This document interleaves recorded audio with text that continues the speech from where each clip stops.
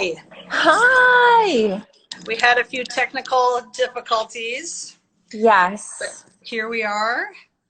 Yeah, Instagram is, I guess, inundated with lives, so sometimes it's hard to get on. Yeah, you think? All right. This is really exciting. I am really happy we're doing this because most people don't realize that we're really good friends. I know. It's so great to have a friend in the biz. We've been friends for a couple of years, and Hmm. it's just so nice to have somebody that understands the world and so yeah, I appreciate our friendship for sure.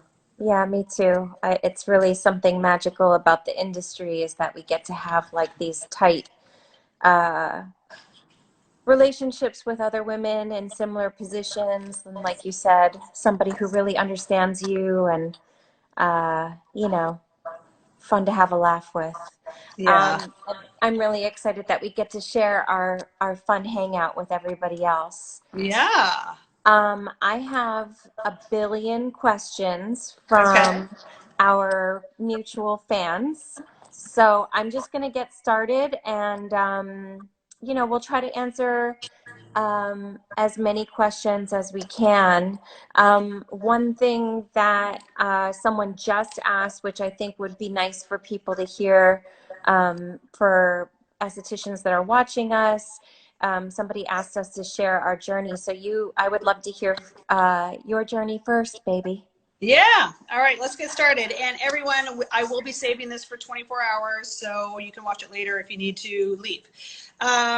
Yeah, so I've been an esthetician for I always say 30 years, but now I think it's over 30. So 30 plus years. My grandmother was a hairstylist and owned her own hair salon. And so I grew up in the beauty environment. I was always a beauty junkie, always, always. I went to a high school reunion quite a few years back, and someone said, "You were the first girl to wear makeup in the 5th grade, and you used to bring your makeup to the sleepovers and do everyone's makeup." I was like, I did? Like, I didn't even know that, but how sweet that I was like the beauty junkie in the 5th grade, right? And so it's just like, Yeah. I've always recognized how beauty just makes us feel beautiful and confident in our own, own skin. And I knew college wasn't my path. I got right into literally right out of high school. I rolled right into the business, and I've been doing it ever since. And I think about sometimes like, I mean, I love what I do so much, and I wear so many different hats in my company, and so I'm challenged in a lot of different ways. But sometimes, like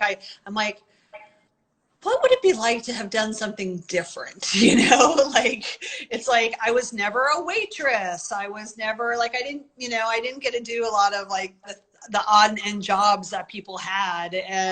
But I mean, no regrets. But again, because I don't just do one thing in my world. I'm a CEO, I'm an esthetician, product formulator, everything. So, and then just real quickly, the concept behind my skincare line is it's based on 9 different skin types. And so people take a skin type quiz, and it's very specific so that, people can feel more confident that they're getting what their skin needs. So that's kind of my journey. But yeah, 30 years later, I'm a traveling esthetician. I don't take a lot of clients anymore. So I don't work hands-on as much anymore, but I do take a few select clients out in LA and then New York. And so certainly, Joanna, you're much more hands-on with skin more so than I am. But yeah, so that's my story. How about you? Well, like you, I was the first person to wear makeup in my class also, and I was also the one to like help everybody with their brows. And even as a little girl, I had the most lip glosses and bubble baths of anybody that I knew. And my grandma was also a big inspiration for me because she was very glamorous and very into beauty products and Yeah. skincare. But I have been an esthetician for over 20 years. I would really have to think about how long. I know. Um, Who's counting at um, this point? yeah, you definitely have had a product line for way longer than me. And our business models are different. Hmm. But I find that just like deep down, we have a lot of the same kinds of ways that we think. We are passionate about our product lines. One thing that I loved about you initially was the 9 different skin types, because I found it so annoying. You know, when you start to do real faces and real clients, you see Yeah. very quickly it's not just like oily, dry, Right. dehydrated. Like it's much deeper than that. And so I always thought that that was such a cool thing that you had developed that along with your product line. So that's something I always admired about you before I even knew you. But yeah, I think, you know, it's always goes back to like, you know, and there's, you know, strengths and weaknesses to both, or positives and negatives or whatever. But I think there's a lot to be said when you're an esthetician and you're literally 2 inches away from, you know, Yeah. people's faces, staring into their pores, and having that hands-on experience, you know, Mhm. you know, no disrespect to a dermatologist, because they have their place as well, but like a dermatologist kind of sees you with your makeup on, they see you, you know, for 5 minutes, write you a prescription, and you're on your way. But feeling, touching, working with someone's skin, you're with them for over an hour, you're having conversations, and you can dive so deep into people's skin. So it really gives a perspective of skin that I think is really, really unique. And so, like, you know, I have a popular blog. Joanna has a book. Let me grab it. Hold on. Joanna, I have a blog. Joanna has a book. It's so good. But you know, we have a unique perspective. And you know, on my blog, not everything is a scientific study, right? It's just my information of, hey, after 30 years of hearing the same thing, maybe there's something there, right? And so I just think I really just love the perspective of an esthetician, because we are so hands-on and we know skin in such an intimate way. Totally, totally. And as you said rightly, I think estheticians learn things through our fingers and learn things by touching the face and manipulating it and working with product, which Yeah. have a different take on things. And you know, dermatologists have a tendency to lean more into prescriptions right away, which, you know, obviously makes us very different. Yeah. I'm going to dive into some of these questions Yeah. because there's a million questions. All right. Um, okay, so let me. And All again, right, well, everyone, I'm going to be saving it so you can watch it for the next 24 hours if you have to leave. yes. And everybody, my dog is crying because she wants to go for a walk and me not do a live. So you'll be hearing that. Enjoy. Okay. What is the best way to get rid of post-birth control acne? Post birth control acne. Well, I mean, you know, regardless of the cause, acne is acne, right? And certainly, wait, post birth control, you mean somebody went off the pill and now they're breaking out? Okay. So, I mean, breakouts are handled, you know, regardless of the reason. I mean, most breakouts are all hormonal driven. Most all breakouts are hormonally driven, but some topical things can not add, you know, can add to the problem. But I think ultimately you just want to create an environment in the skin where less bacteria is thriving. You want to create an environment where there's less bacteria on the skin that's getting into the pores, and you also want to do a good job with exfoliation so that you're shedding cells in a proper way so they're not falling into the pore lining and causing problems. So exfoliation, creating Retinol. an antimicrobial effect on the skin, things like retinol that work as kind of an inside-out exfoliator to kind of retrain the skin cells how to shed properly. But I think the most important thing, unless somebody's a teenager with tons and tons and tons of acne, but I think the most important thing is making sure you're doing it in a way that's not drying the skin and causing dehydration. So Yeah. that's kind of my approach. How about you, Joanna? Well, with hormonal issues, obviously there's like an internal component. So sometimes it can be controlled once you get blood work and so forth. So that would be something I would explore outside of the facial room, right? Right. In the facial room, I would say, or as an at-home routine, I would look for incorporating a retinol at night, just because I think it's a wonderful way of controlling what your skin is doing, and making it calm down a bit in terms of the breaking out. And I would also, as an exfoliant, like look for more like a mandelic acid or some sort of an acid type peel, as opposed to because any kind of breakout can spread very easily, which is what Renee was kind of referring to when she said to kind of like control the amount of bacteria Right. spreading and living on one's face. So Yeah. that's the route that I would typically take. Yeah. And regular facials really helps a lot, keeping the skin clean. Keeping pores clean, because at the end of the day, like when a lot of people have, if you're somebody that has clogged bumps, so I always look at breakouts as infected and non-infected, meaning Sure. anything that has infection is red, it's sore, it hurts, and it goes away 5 days later or whatever. But if you have bumps on the skin, and I'm certainly not talking to you about this, Joanne, I'm talking to our followers about this, because I don't need to lecture you about this by any means, but when you have bumps on the skin that are there all the time, they're not red, they're not sore, they're not infected, but they're little clogged bumps, those are going to turn into breakouts because it's a blockage in the pore. And if you have a blockage in a pore, like oxygen can't get in there. And I mean, it's going to fester. That's why a lot of times people go, I always break out in the same place every time.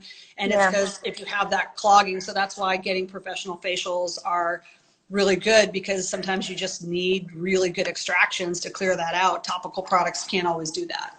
And also a professional exfoliation, I think, is really worth it, because estheticians will just really get in there. So I'm going to take a live question now. What are your thoughts on at-home skin scrapers? I'm assuming you mean like the dermaplaning thing, which I don't actually know what you think of that. I know what I think. I love it. You do? I love it, yeah. I tried to do it once, and I didn't really, it didn't feel good to me to do. But I get melasma really easily, and so I'm very I have to be careful on what I'm exfoliating with. Yeah, you don't want to stir up the skin. Yeah, no, I love skin scrapers. One, because I don't like having peach fuzz on my skin, so it's like, it's a way to kind of manage that. Like for me, that's not my preference, so I like it to kind of keep my skin smooth, makeup go on smoother when there's not like fair peach fuzz. But also I love it as a chemical exfoliator. So like I'll hit retinol hard and try to get my skin to peel, and then I'll do the skin scraper, and that just like all my pigment just like comes right off when I scrape it. It can also be done with a facial scrub, but if you get a fresh blade on a skin scraper, like that is some serious exfoliation. I recently switched to the Carrie Benjamin one, the one from Stacked Skincare. I really like that. I was just using some like cheapy Amazon one, but I switched to hers, and it's like legit. So anyway, that's awesome. I'm a fan. Okay, good. So when should I use retinol? After toner, before serum moisturizer, or after moisturizer? I'll let you start with that. So you're supposed to apply product like lightest to heaviest. So I would never, I'm talking from my viewpoint. I don't know what Renee's going to say. But to me, putting it on after moisturizer doesn't make sense, because typically retinols are very thin serums. So that would be the first thing that went on my skin after I washed my face and after toner, if you were using a toner. And then I would build on it if that's what you were going to do before you went to sleep. And you, miss? 100%. Agreed. I figured you'd agree, but I don't want to be like, I know what Renee's going to say. Yes, we did not do any pre-planning of any of this. This is very organic. No. Let's see. When should you use a cleanser with AHA or BHA versus one without for acne-prone skin? Do you have a cleanser with AHA and BHA in it? I do. It's called AHA BHA Blemish Control Cleanser. And it also has salicylic acid in it. I might correct people. Let me switch my camera around. Hold on. I actually just wrote a really great blog post. Hold on. let me pull it up. I posted it last week. So if you go to reneerouleau.com and click on blog, you will find acid FAQs, everything you need to know. So this would be a really good post for people to read, and it goes into a ton of detail. But typically on like what type and all of that. But any acid. What was the skin condition for? Breakouts? Acne prone. Acne prone. So, I mean, salicylic acid is fat soluble, so it can penetrate through oil. So that's the one that's kind of best for acne, but glycolic and lactic work more on the surface, but they're great for shedding of dead cells and fading discoloration. So they kind of all really work for acne. They can work synergistically. Yeah. And I mean, for me, I think like if you tend towards acne prone skin, I don't really hate you using a salicylic acid cleanser every day. Like that's okay for me too. Yeah. I have salicylic acid in my face wash as well. Oh, and your vitamin C face wash? Yeah. Oh, okay. Yeah. I didn't know that. Because I just like it. It makes your pores look nicer and blah, blah, blah, all the things. Do you have an acid in your line? I don't remember.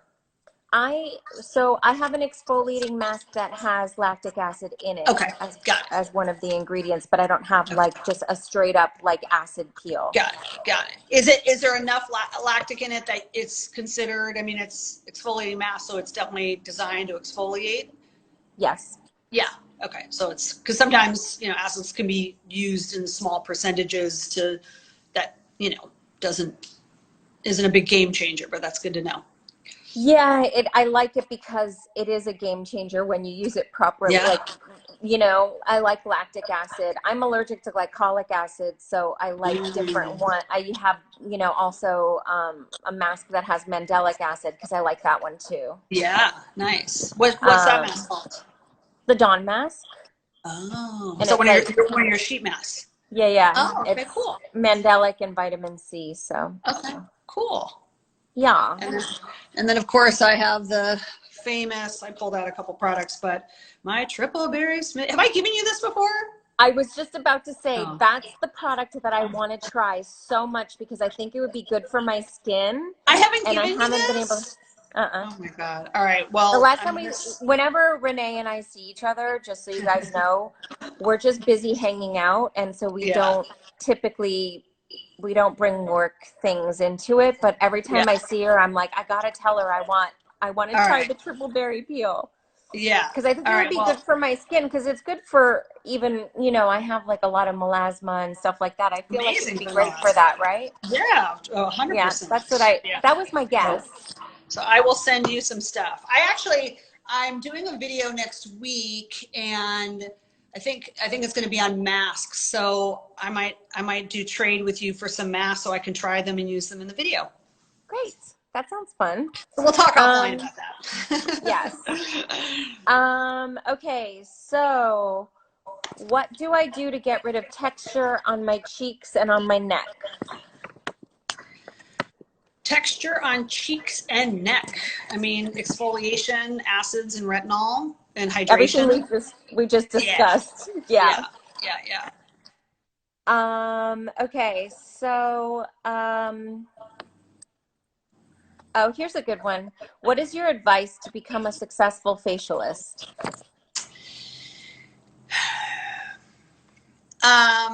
Great question. So I think to become two things. One is constantly being somebody that wants to learn. So just try to absorb as much information as you can. But I also think to be a successful esthetician means you need to be busy and have clients. And that's the hardest part of it, right? Like you may be the best at what you do, but if nobody knows about it, then like, you know, what's the point? So every client that you get, you have to really nurture and care for them and stay on top of them. So I always like to think of myself with my clients as like their personal skincare coach. So don't just think of when you're with a client, you know, the hour you're with them. Follow up with them throughout the month. Check in, like, how are you doing? And really be top of mind for them all the time. And that's what kind of creates a great relationship with a client. So I think just really looking at each client as it's a long-term relationship, and that's also how you can get people coming back to you because you're investing a lot of time in them. So that would be my recommendation.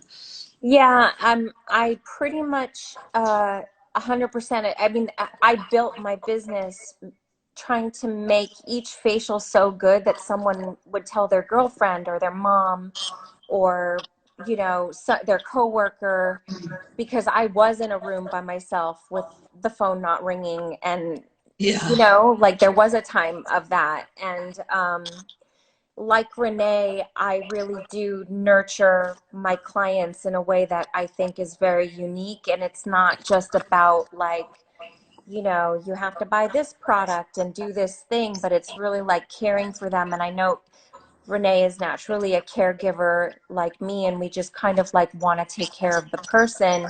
And that's what makes somebody be your loyal client over and over again. Renee and I both have clients that we've known for, you know, a decade plus. And it's for that reason. So that definitely counts. And just doing as many facials as you can, doing different types of skin, you know, informs what you know and what you can do for people in the future.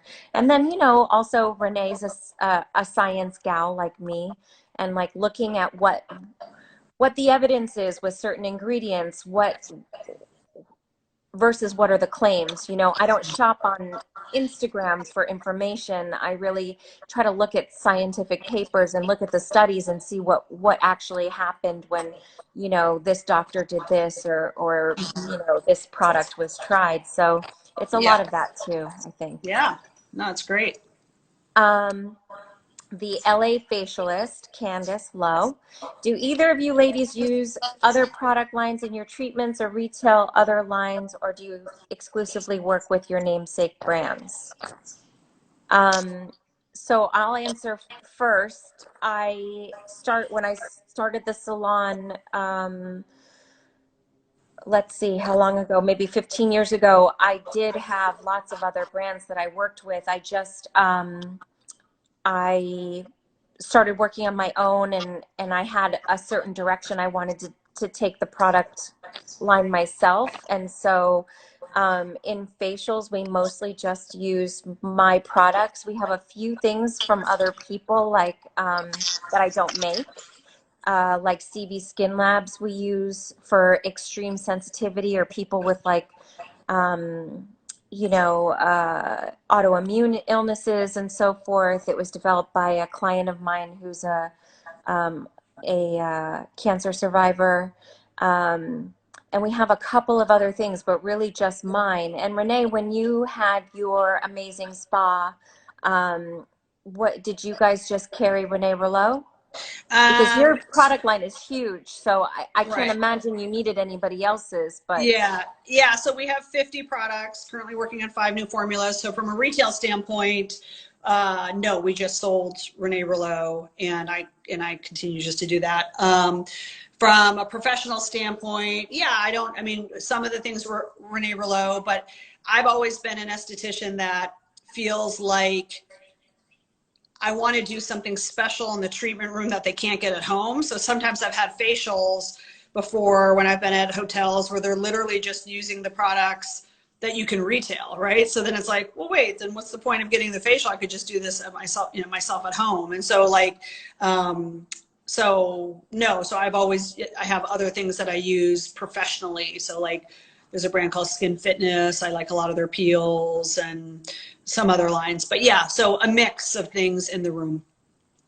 yeah, I mean, we have some professional things that, I mean, they're just not retail products, but okay. Let's see. What do you recommend for a guy with young, dry skin? Young, dry skin. So I would probably make sure that you're washing with something really gentle. Really pay attention to your cleanser, something low foaming, sulfate free. I would make sure you're moisturizing if you're not. Sometimes guys can be really low maintenance with things. So I think you can, if you're somebody that's like a lot of guys and just wash your face with the same bar soap that you wash your body with and then never put moisturizer on, you will get dryness. So, but I'm not sure if you're saying you're doing all these steps and still getting dryness, but yeah, definitely washing with something gentle and then making, you have a 60-second window before moisture evaporation starts to occur when your skin is wet. So making sure that you're getting on your next product, be it a toner, be it a serum, be it a moisturizer within 60 seconds. Maybe a gentle facial scrub to polish off some of that surface dryness. Because if you're feeling dry, it means you have cells that are expired. And so if you're just trying to remoisturize cells that are already ready to hit the road, you're not going to get anywhere. So that would be my suggestion. Yeah, I would say with men, I like to keep it simple in general, just because, as Renee said, they're very low maintenance type people normally. So a great cleanser is important. Hyaluronic acid serum, because guys sometimes when they sweat, they complain that product gets in their eyes and they don't like that feeling. So I never really recommend anything too heavy for men on the face. And then if I could get them to exfoliate once or twice a week, that would be like the 3 things that I would recommend. Yeah, perfect. Let's see. Jesus, we have so many questions. I'm just trying to pick through. And I'll be saving this video for 24 hours. So if anyone has to leave, you can come back to my page. Here's a timely one. I'm an essential worker and must wear a mask for hours, and now I'm breaking out. Please help. I have a great blog post on this, so I'll kind of just direct you to there because there's a few things. But if you go to my site and click on blog, it is right here. Is your protective face mask causing breakouts and irritation? So this is a really great post. And then also, if you've been breaking out or your skin's acting up during quarantine, this is a really good one as well. But generally, to answer the face mask one, maybe a nice antibacterial toner that you can wipe on the skin throughout the day. Like when you take your mask off, maybe just kind of wipe and disinfect the skin. You're basically just trying to, you know, create problems from starting, and having an antimicrobial effect on the skin will be effective at doing that. I would say, in addition to that, if the breakouts are more from the rubbing and it's more of a sensitivity issue as opposed to like a bacterial issue, then I would say to look for a nice face oil, perhaps like a vitamin C oil, or something that would soothe the inflammation while the mask, because sometimes bumps can occur from just the friction, the physical rubbing on your face. And so it would depend on what you think it is. But if it's pimples, then you do Renee's thing, what you just said. And if it's skin irritation, then something that's anti-inflammatory, like a good vitamin C oil, would be great. Mm-hmm. Yeah, and in the blog post, I address the various amounts of irritation that people get from the friction. Yeah. Do you have to wear face masks in Texas? Are you guys doing that? I have no idea. Okay. Yeah, I just got back in. I've been out this morning and I've been wearing mine for several hours. It's sort of, I have the utmost respect for all of our healthcare providers. They're going through it because just even a few hours of wearing a mask is just really not a fun experience. So here in Austin where I am, it's starting to get really hot. It's like 90 degrees, and so like, oh my God, having to wear a face mask with it being hot, it's steamy. Yeah, I can't eat. It's 90 degrees in LA as well. Oh, yeah. Anyway, let's see. What else have we got here that would be good for us? Okay. I'm 49 with normal to dry skin. What is a good evening serum to add to my routine? 49 with normal skin? Normal to dry. Normal to dry. a serum. So in my line, I have our Firm and Repair Overnight Serum, That's which a good is, one. yeah, Love that thank one. you. So it's a peptide antioxidant based serum, but it's really hydrating, and put it on underneath moisturizer. So that'd be a good one. I also would say, you know, I'm kind of in love with using retinol at night. It's not necessarily overly drying. It really causes a lot of nice collagen production in the skin. And if you're worried about, you know, the tone of the question, you're 49 years old, I'm right there with you. I use my retinol every night, which is sometimes why my neck is a little bit red today, because I've been like with the retinol. Do you use it 7 nights a week, 365 days a year? No, Oh. I cannot use retinol on days on the night before I have to get on an airplane and go across country or to Europe, because my skin dries up on that airplane so Yeah. horribly. Yeah. So I don't do it on the night before travel. I do take breaks from it, but typically in this time of year, I'm all in on the retinol. Yeah. What about you? I use it like 3 nights a week. So I kind of rotate with an acid serum. I'm such an acid junkie as well. And then with just like give it an off night, 1 or 2 nights a week with just like my Skin Drink Concentrate, which is just like a hydrating serum. So I Yeah. do kind of a little rotation. Okay. So that way my skin's getting a little bit of everything. Yeah, no, that's great. What do you use during the day as your serum? Now that we're talking about personal Yeah. routines. My vitamin C and E treatment. So I use that every day faithfully. But yeah, vitamin C serum. Same. I have my rescue serum is a vitamin Yeah. C serum as well. I use that.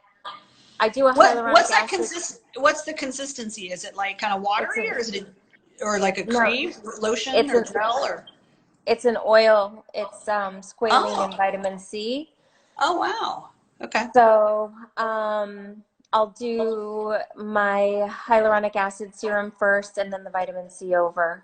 Because Got I it. like to be juicy. I like to be Yeah. a glazed donut underneath my makeup. And then you'll put sunscreen on over that? Yeah. Yeah. Got I it. wear sunscreen whether I leave the house or not. How about you, baby girl?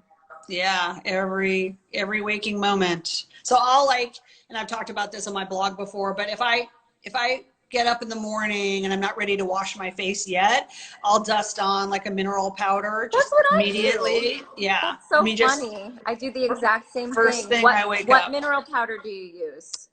So good question. So for a while I was using Color Science, but then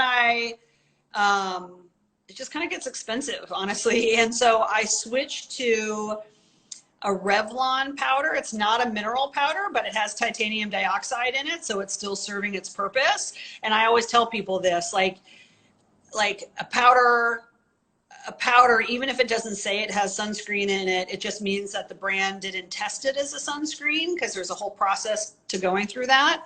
And but most powders have titanium dioxide. So I just dust that on. And now if I'm going to be out in if I'm in direct sunlight, I probably wouldn't put that on. I'd probably wear an actual true mineral one, but just for easy breezy dusting on until I wash my face, I use that. I use, Supergoop, that Uh-huh. sunscreen company.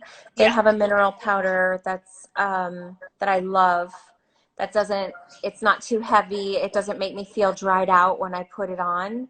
And I apply that on naked face, but I also apply it throughout the day, just again, because melasma is such a big issue for me, Yeah. as it is Is it with in a most. brush? It's in a Yeah. brush. It's just like it's It's in similar a to the brush. Color Science one, The but I like self-dispensing it. brush. I like it better Okay. than the Color Science, because certain things just don't work for my melasma and other things do, and that just happens to work really well. So Yeah. I Nice. actually carry it with me, and I have it just to redust Yeah. myself. No, it's great. It's smart. And then during the day, my daytime moisturizer is my Weightless Protection SPF 30, which has both zinc and octinoxate. So it has both chemical and physical sunscreens in it. So Candace asked, would love to know what your favorite products from your own line and each other's lines. I I don't think that either of us know enough about each other's, like Renee has like 50 products. I wish I had time to go through all of them, but I have tried a few things. I think the thing that I love about Renee is that she's an amazing formulator. I actually said this in my book, that anything that she makes, I know is going to be an amazing product. Somebody's got to give you a shameless plug. I know you're not going to do it. Thank you.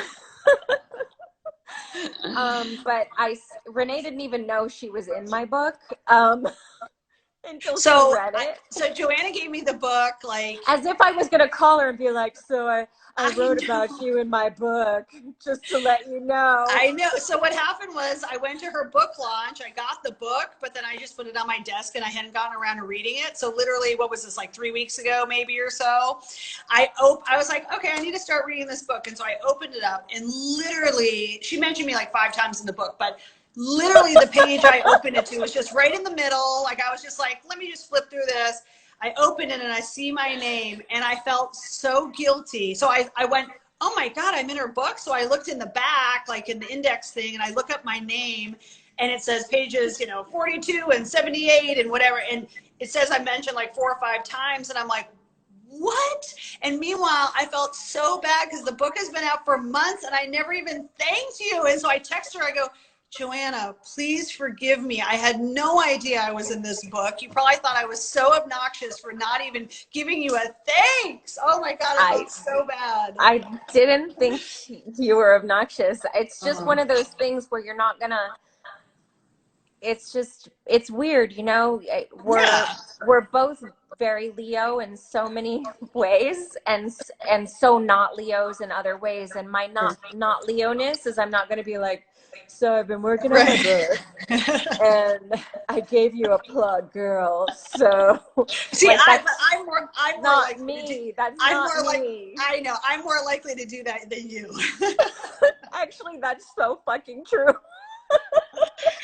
I'll shout. I have no shame in my game. I'll shout anything from the rooftops. I mean, whatever, dude. I love you and you know it, but it's just funny. Anyway, so I talked about her in my book, and I said that she makes incredible products because she really knows what she's doing. So I have not tried everything that she's ever made, but I know. Well, I'm sending you stuff as we agreed to today. I'm like, okay, enough is enough. I'll send you some of my stuff. Anyways, the point being, like, the things that I've tried, I've really enjoyed. I've tried a few of her products. We, sometimes when we remember, when we're having dinner, we'll bring each other little things, and I'm just not good at remembering to do that. So I'm like the shittier friend in that department also. But what is your favorite? But I think the first time we met, the first time we met, remember I said, like, go to my website, pick something out. I'll go to your website, pick something out, and bring each other products. I know. We did do that. That was sweet. So our first date was a dinner at Petty Cash in LA, which is my favorite place to hang out when I'm there. And we had margaritas and we had tacos, and we spent like 5 hours having that dinner, just like hanging out and yapping away. And we did go on each other's websites and pick stuff out that we wanted to try. So Renee gave me one of her serums. I can't remember which one it was. It's it's orange. The Firm and Repair Overnight Serum, yes. Yeah. Because I thought, who needs more firming than this face? So that's the one I picked, and I forget which one you picked. I think it was your green juice one. The daily serum, yeah. Yeah. Okay, so then this is what we'll do. So you go to my site, you go pick out products and text me your list, and I will do the same. You know what? I'm embarrassed to I have to do the quiz. Like I have to do the whole thing, and I've just been like, I don't want Renee to think like I'm like trolling her, like doing the skincare quiz. What's skin type am I, you know? But it All really, good. it really would help me. So I'm telling you now, I'm doing the skincare quiz because it's hard to figure out if you don't do it, like which products would work. But anyway, so what's your favorite product that you make? And then I'll tell you what my favorite product is that I make. Even though it's like, Candace is now asking us to pick out our favorite child, which is very difficult. I know, which is very difficult. I'd probably say, well, I mean, it has to be my anti-bump solution, formerly known as anti-cyst treatment, just because this is like, I've been selling this since literally like the first year I became an esthetician. Before I had my own line, I ended up buying the formula from the company.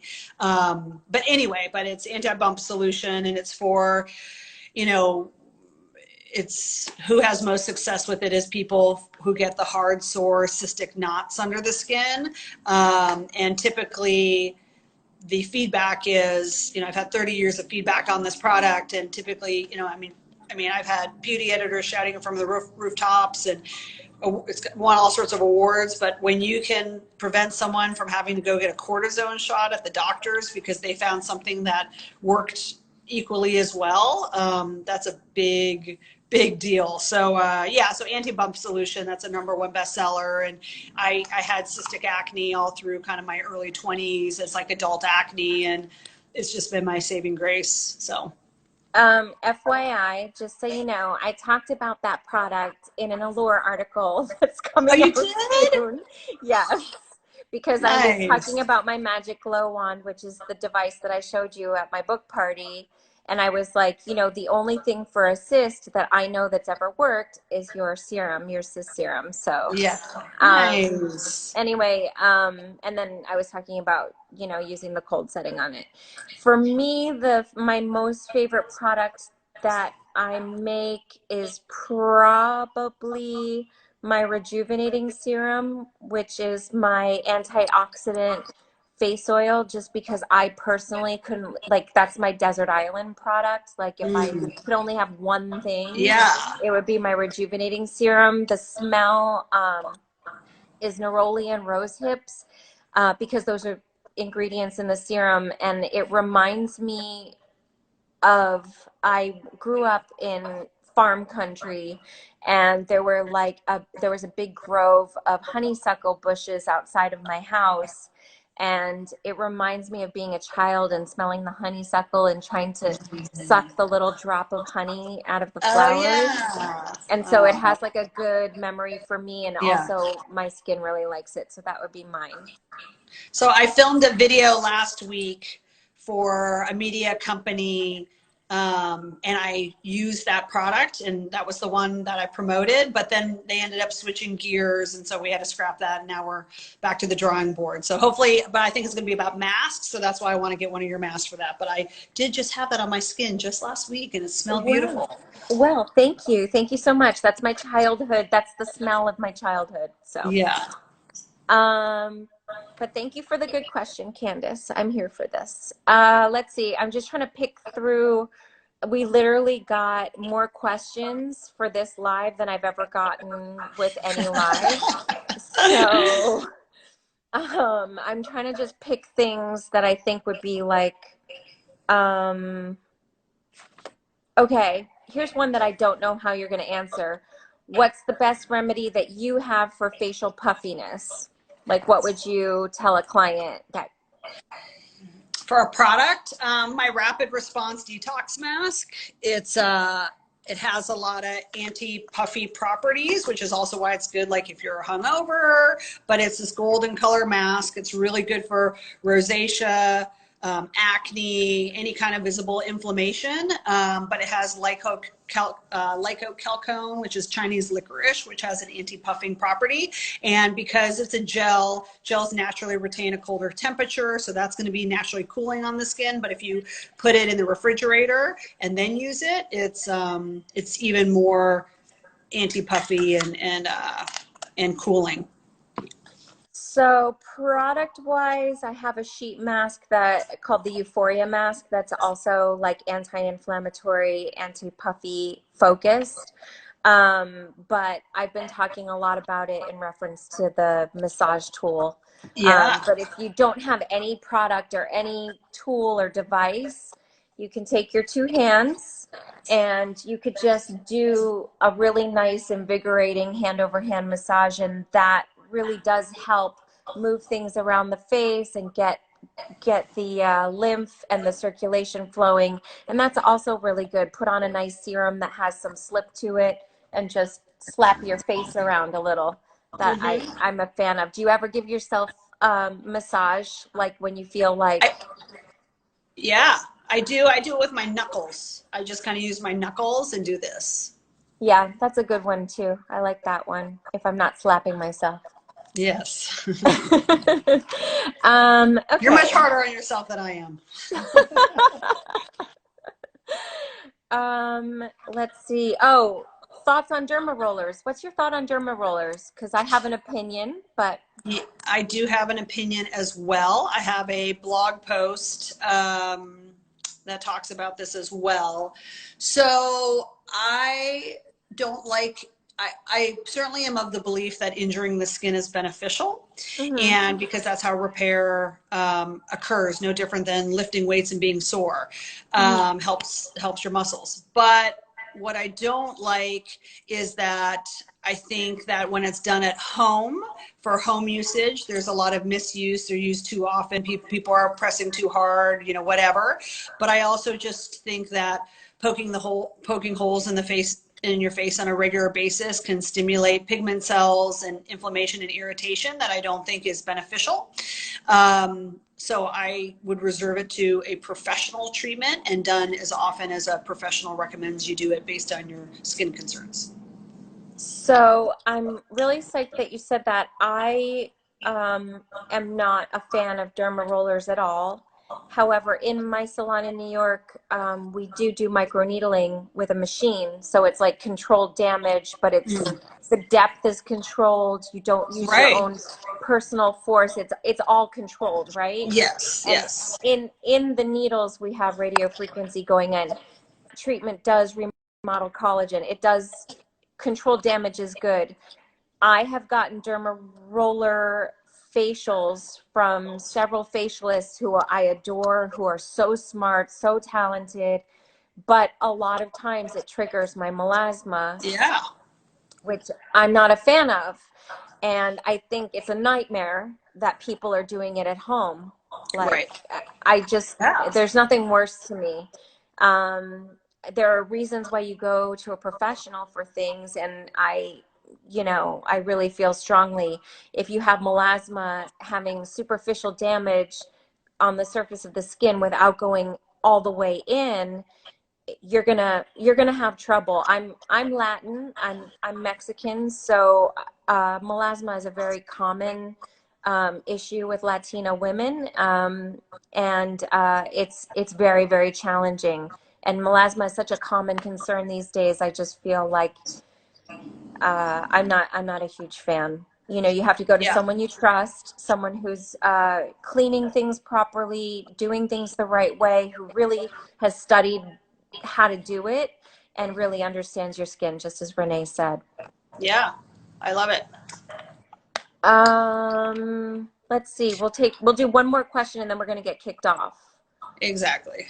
And I'll be saving this for the next 24 hours so you can go back and watch. Let's see.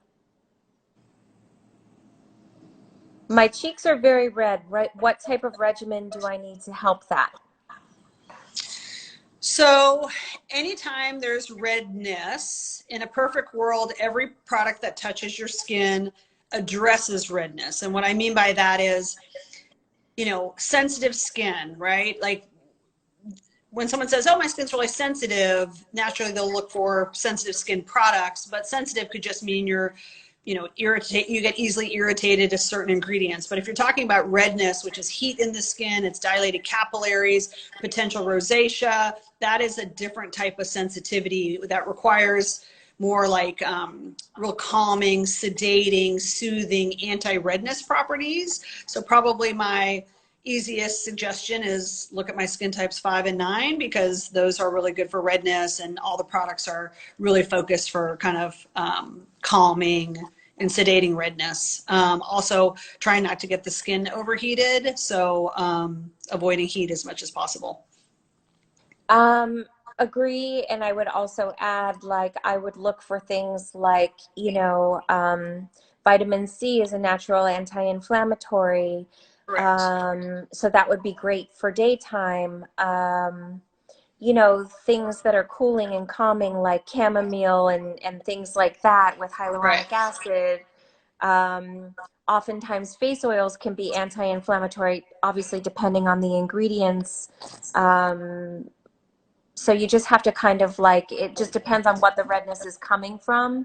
And, you know, it's a little bit too little information to really give you like a super specific answer, but those are our general answers. Well, and also real quickly, if you, a lot of times it's based on a damaged barrier. So if you type in the word barrier into my blog, read this post that talks about your moisture barrier may be damaged, so that can cause redness. So like a lot of times if you fix your barrier, then redness subsides. Yeah, absolutely. Okay, I think we're going to get kicked off soon. Okay. Renee, I miss you so much, and it was fun to hang out with you. This was like a little bit of a taste of what it's like to hang out with Joanna and Renee. And I just want to say one thing. Like, I know that people, you know, you and I are at a place in our career where we have a lot of, you know, clients, high profile clients, and that trust us. But like, people are always like, oh my gosh, like, I wish I had celebrities. And I just kind of want to quickly say that, like, it doesn't come without challenges, right? Like, people have this like, you know, oh my gosh, that must be so amazing. And I'm not saying it's bad, but like, it's, you know, there's a lot of pressure when you're dealing with high profile people, and in a lot of different ways, because they're under a lot of pressure, special events and all of that. So I just kind of want to, I know that a lot of people kind of idolize the fact that we have certain clients on our list, but like, I also just want to bring the other side, which is, you know, it's, like anything in life, it all has its challenges. So, but do you find that, Joanna, people kind of like idolize, but they don't realize that sometimes, like, you know, that puts a lot of pressure on us to try to, I mean, my job is to make it where someone never has a breakout again because they're in the public eye. You know how hard that is? It's a lot of stress. I mean, exactly. It's like, what am I doing Oscar morning? I'm like, you know, you could walk away with an ulcer at the end of it. I think I said in one story, sometimes I cry at the end of red carpet weekends because I've worked so hard and it was so stressful. Yeah. And everybody's so stressed. That neither of us sought it out. Neither of us have clients. It just happened to us, and we have clients that really are the real friends to us. And you know, Renee has traveled all over for certain people, and so have I. And that's how we do it. When people ask how we do it, that's how it's done. That's how it's done. And it's not done. A lot of work. Neither of us ask for it, and neither of us pay people to talk about us. It's an organic thing because they like our work, and that's what we stand behind, and we're both the same in that. So anyhow. Anyway, just wanted to throw that out there, just got some real talk, just in case you guys think that we live in this fantasy land of all wonderful things. You know, it's just you know, it's good to strive to have those kind of clients, but it's you know, everything has its challenges, but we wouldn't change it. We wouldn't change it for anything. No, it's what we love. Yeah. Anyway, Renee, I adore you, and I miss you. And I hope we get to see each other. I mean, we saw each other semi-recently for us, but anyway. Yes, I will see you soon. But in the meantime, send me what you want to try for my line. I'm going to do the same. And I'm excited for that. All right, guys. Thanks for joining us. Bye. Bye. I'll be saving this video. Okay.